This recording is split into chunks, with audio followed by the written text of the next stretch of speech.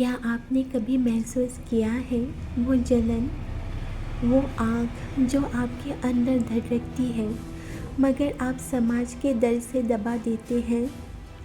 आज मैं बताऊंगी कि जब मैंने उस आग को बुझाने के बजाय उसे भड़काया तो क्या हुआ। ये कहानी है मेरी गैर मर्यादित इच्छाओं के जागने की, जहाँ पाप नहीं बस सच था।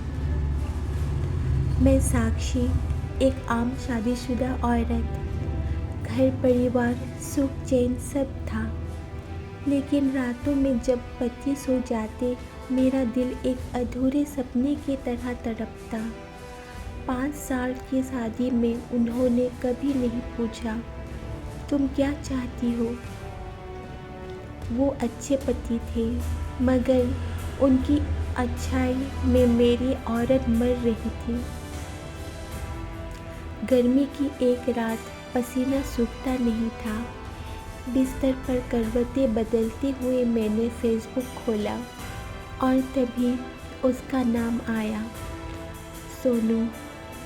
कॉलेज का वो सीनियर जिसकी एक मुस्कान मेरी रूह कांपा देती थी। उसने मैसेज किया, हे रिमेंबर। मेरी उंगलियां कांप गई। मैंने लिखा, remember, I still dream about you. और फिर चैट से वीडियो कॉल्स तक वो मेरी हर गोपनीय इच्छा का राजदार बन गया। राहुल अब मुंबई में जिम ट्रेनर था। उसकी बाहों पर नसें, आवाज़ का वो खुरदुरापन। एक दिन उसने कहा, तू अब भी वैसी ही है साक्षी, बस तेरी आँखों में अब एक भूख दिखती है। ये सुनकर मेरे शरीर में बिजली सी दौड़ गई। कोई पहली बार मुझे औरत समझ रहा था, पत्नी या बहू नहीं। फिर एक रात मैंने कमरे के सामने वो किया जो शायद ही किसी ने देखा हो। मेरी सांसें फूल रही थी, शरीर जल रहा था और मैंने खुद को उसके लिए उधार दिया।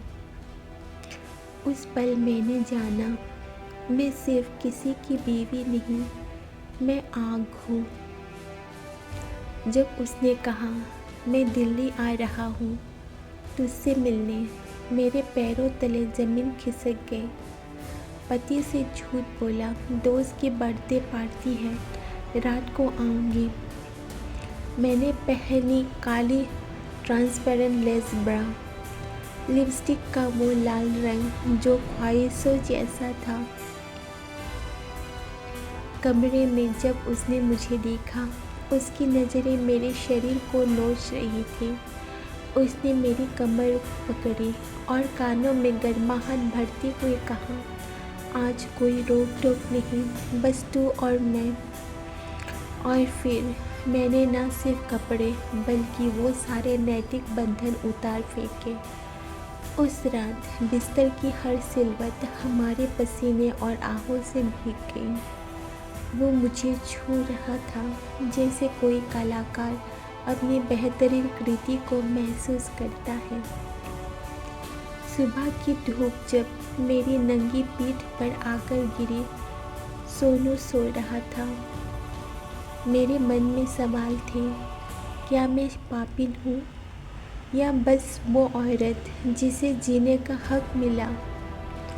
तभी मुझे एहसास हुआ, हर औरत के अंदर एक पाप की कहानी होती है, पर वो पाप नहीं, उसकी पहचान होती है। धन्यवाद।